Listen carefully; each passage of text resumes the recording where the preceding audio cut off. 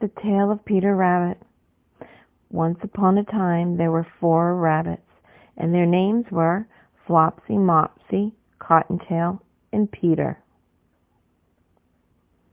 They lived with their mother in a sandbank underneath the root of a very big fir tree. "Now, my dears," said old Mrs. Rabbit one morning, "you may go into the fields or down the lane, but don't go into Mr. McGregor's garden. Your father had an accident there. He was put in a pie by Mrs. McGregor. Now run along and don't get into mischief. I'm going out." Then old Mrs. Rabbit took a basket and her umbrella and went through the wood to the baker's. She bought a loaf of brown bread and 5 currant buns. Flopsy, Mopsy, and Cottontail were good little bunnies, and they went down the lane to gather blackberries.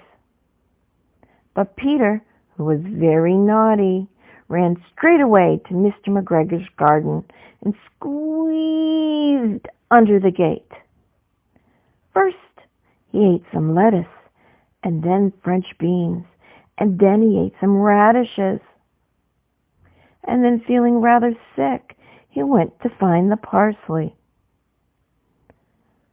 But round the end of the cucumber frame, whom should he meet but Mr. McGregor? Mr. McGregor was on his hands and knees, planting out young cabbages, but he jumped up and ran after Peter, waving a rake and calling, "Stop, thief!" Peter was most dreadfully frightened. He ran all over the garden, for he had forgotten his way back to the gate. He lost one of his shoes among the cabbages, and the other shoe amongst the potatoes. After losing them, he ran on all 4 legs and went faster, so that I think he might have gotten away altogether if he had not unfortunately run into a gooseberry net and got caught by the large buttons on his jacket.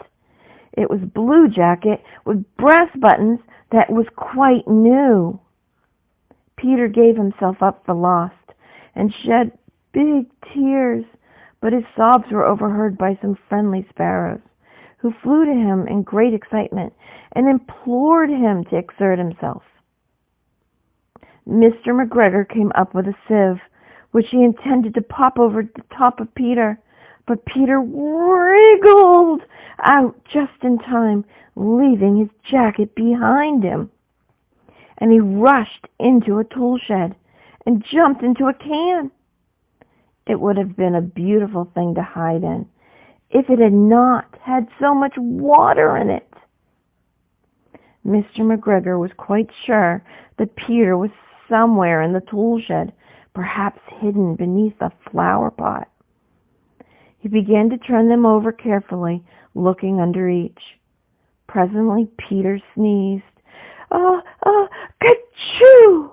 Mr. McGregor was after him in no time, and tried to put his foot upon Peter, who jumped out of a window, upsetting 3 plants. The window was too small for Mr. McGregor, and he was tired of running after Peter. He went back to work. Peter sat down to rest. He was out of breath and trembling with fright, and he had not the least idea which way to go. Also, he was very damp with sitting in that can. After a time, he began to wander about, going lippity-bop, lippity-bop, not very fast, and looking all around. He found a door in a wall, but it was locked, and there was no room for a fat little bunny to squeeze underneath. An old mouse was running in and out over the top of the doorstop, carrying peas and beans to her family in the wood. Peter asked her the way to the gate, but she had such a large pea in her mouth she could not answer. She only shook her head, and Peter began to cry. Then he tried to find his way straight across the garden, but he became more and more puzzled. Presently he came to a pond where Mr. McGregor filled his watering cans. A white cat was staring at some goldfish. She sat very, very still, but now and then the tip of her tail twitched as if it were alive. Peter thought, it is best to go away without speaking to her. He had heard about cats from his cousin, little Benjamin Bunny. He went back towards the tool shed, but suddenly, quite close to him, he heard the noise of a hoe. Scritch-scratch, scritch-scratch, scritch-scratch. Peter scuttled underneath the bushes. But presently, as nothing happened, he came out and climbed upon the wheelbarrow and peeped over. The first thing he saw was Mr. McGregor hoeing his onions. His back was turned towards Peter, and beyond him was the gate. Peter got down very quietly, off of the wheelbarrow, and started running as fast as he could along a straight walk behind some of the black currant bushes. Mr. McGregor caught sight of him at the corner, but Peter did not care. He slipped under the gate and was safe at last in the wood outside the garden. Mr. McGregor hung up the little jacket and the shoes for a scarecrow to frighten the blackbirds. Peter never stopped running or looked behind him till he got home to the big fir tree. He was so tired that he flopped down upon the nice soft sand on the floor of the rabbit hole and shut his eyes.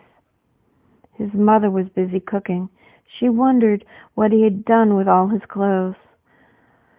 It was the second little jacket and pair of shoes that Peter had lost in a fortnight. I'm sorry to say that Peter was not very well during the evening. His mother put him to bed and made chamomile tea. She gave a dose of it to Peter, 1 tablespoon to be taken at bedtime. But Flopsy, Mopsy, and Cottontail had bread and milk and blackberries for supper.